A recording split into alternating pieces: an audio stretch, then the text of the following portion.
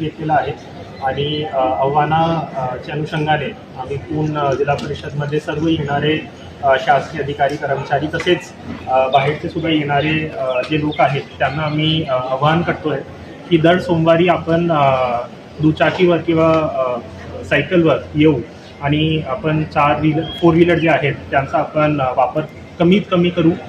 त्याचप्रमाणे आपला डेलीचा जो प्रवास आहे ते आपण बसने, पब्लिक ट्रान्सपोर्टने किंवा अशा प्रकारचे पद्धतीने आपण करूया जेणेकरून आपले पेट्रोल आणि डिझेलची बचत होईल.